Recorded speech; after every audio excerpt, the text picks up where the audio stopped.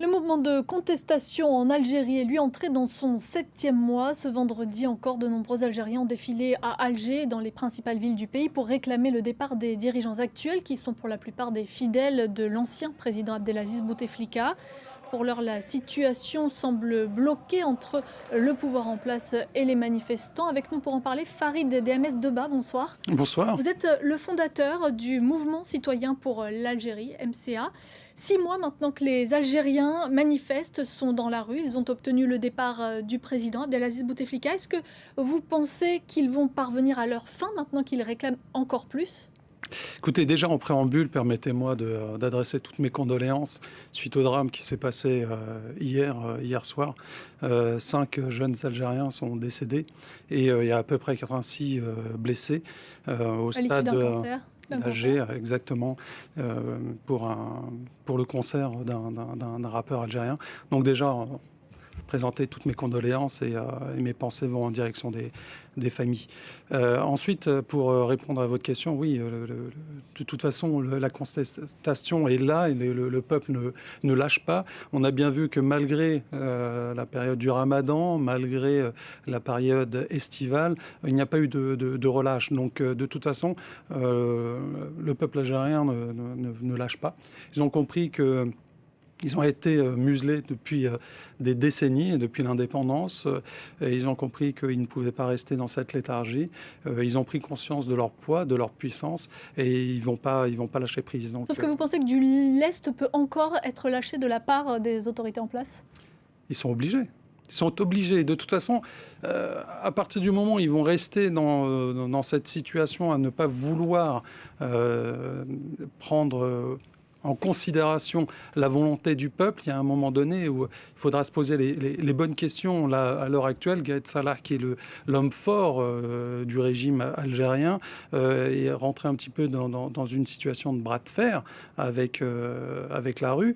Et c'est un petit peu préjudiciable pour lui, parce que certes, il fait une opération main propre, mais derrière, qu'est-ce qu'il en est par rapport aux revendications du peuple algérien ? Il est resté jusqu'à présent un petit peu sourd.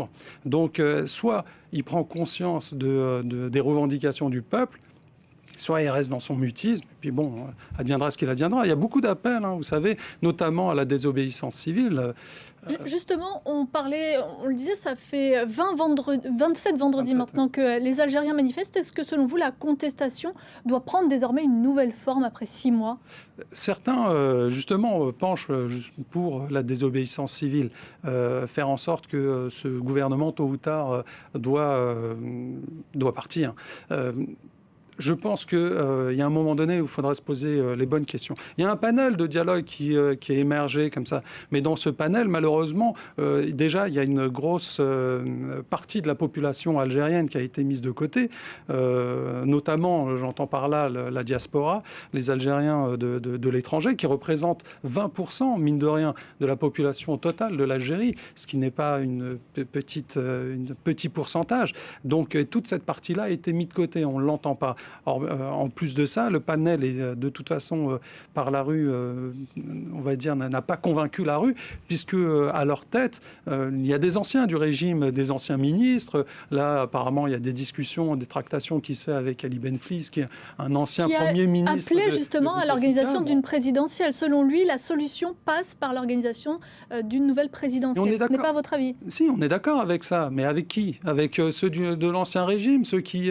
C'est une grande farce. C'est comme si, voilà, il y a un moment donné où il faut qu'ils prennent leurs responsabilités et qu'ils se disent, bon, maintenant on est arrivé à un stade où le peuple ne veut plus de nous. Donc qu'est-ce qu'on va faire ? On va rester comme des vieux clous rouillés comme ça à notre chaise. C'est pas possible. Il y a un moment donné, il faut qu'ils prennent leurs responsabilités en tant que personnes adultes et qu'ils se disent, on va aller ailleurs. Ces gens-là, ils peuvent faire autre chose, nom d'un chien. C'est des gens du système, du sérail, qu'ils ont bouffé à tous les râteliers. C'est des gens, ils ont vidé l'Algérie. Ils ont complètement lessivé ce pays. Ils l'ont mis plus bactère. Ils ont humilié un peuple. Et ils sont là en train de donner des leçons, en train de dire oui, on est là. Non, mais c'est eux, ils font partie de l'équation du problème. C'est pas avec le problème qu'on va régler ce problème. C'est pas possible. Donc, il y a un moment donné où ces gens-là, qui font partie de ce panel, j'entends par là Karim Younes, par exemple, qui est le responsable de ce panel-là, qui n'a aucune légitimité. Ali Benflis aussi n'a pas de légitimité. Il n'est pas reconnu par... C'était un opposant. Opposant de quoi? Il était Premier ministre, après opposant de paille, ça je veux bien.